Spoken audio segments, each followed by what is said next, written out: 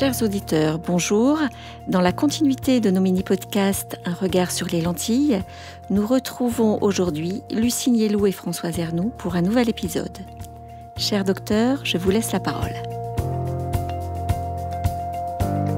Bonjour à tous. Sur cet épisode concernant les résultats de la frénation de la myopie, nous allons revenir à Clémence et à sa myopie évolutive. Sa maman a bien compris les principes, mais elle a encore quelques questions bien compréhensibles. Est-ce que ça marche ? Oui, Lucie, il y a eu des centaines d'études. Elles ne sont pas toutes comparables, parce que certaines ont été réalisées en Asie, l'âge peut être différent, on peut utiliser une seule technique ou plusieurs techniques associées, mais elles vont globalement toutes dans le même sens. Ce que l'on sait à l'heure actuelle, en 2024, c'est que pour les lentilles de jour ou de nuit, pour les verres frénateurs ou les gouttes d'atropine, toutes ces techniques ont un taux de frénation de la myopie de 50 à 55% de frénation par rapport à l'absence de traitement. L'efficacité est elle-même augmentée si on peut associer les traitements entre eux. Par exemple, un traitement optique, verre ou lunettes, et les gouttes d'atropine. Il faut savoir que cela reste des statistiques, bien sûr, et que l'on constate dans notre pratique qu'on peut avoir de bien meilleurs résultats de frénation chez certains jeunes patients de manière individuelle, avec un arrêt complet de la progression myopique. Dans de plus rares cas, il arrive aussi que l'effet soit plus modeste. Dans tous les cas, pour une bonne efficacité, il faut avoir une franche adhésion de l'enfant et de ses parents pour l'observance du traitement.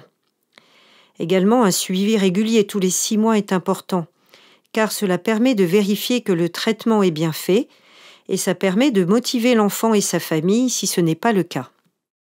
Clémence est tentée par les lentilles de nuit, ce d'autant qu'elle pratique la danse. Quels vont être les avantages pour elle ? Alors les lentilles de nuit, qu'on appelle l'orthokératologie, vont lui permettre de s'affranchir d'une correction en lunettes pendant la journée. Cette technique est très intéressante pour tous les sportifs, et en particulier les sports aquatiques où le port de lentilles de jour est interdit.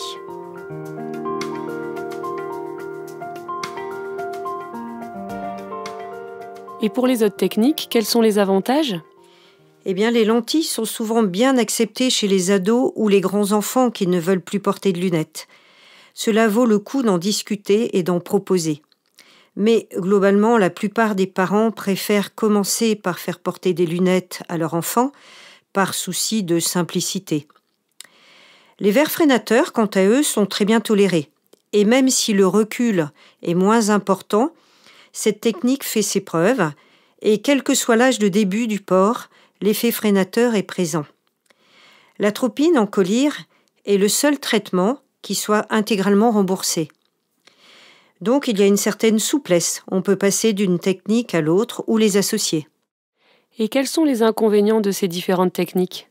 Alors, il y a plus de contraintes globalement avec les lentilles qu'il faut manipuler, il faut les nettoyer, il ne faut pas inverser droite et gauche, il ne faut pas les casser, il ne faut pas les perdre.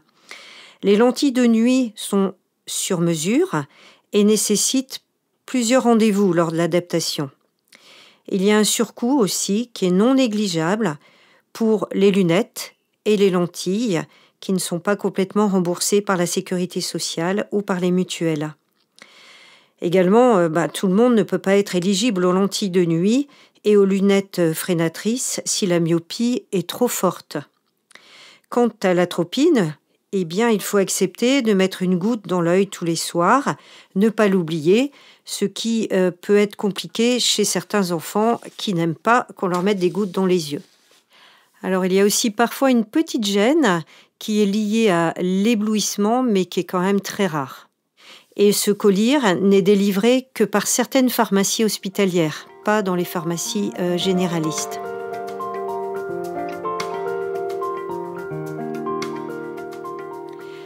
En tout cas, dans tous les cas où l'on constate une progression de la myopie et que les conditions sont remplies, cela vaut toujours le coup de proposer une technique de frénation.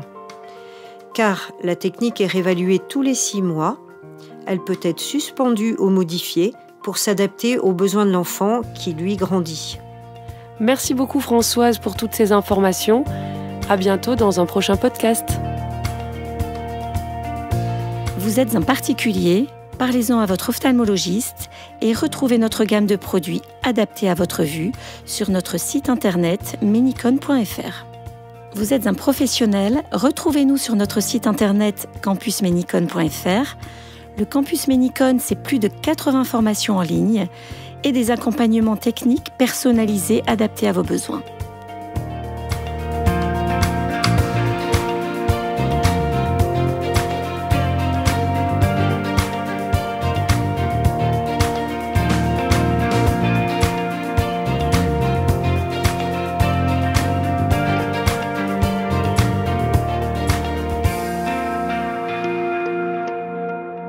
Les lentilles de contact et les solutions d'entretien sont des dispositifs médicaux.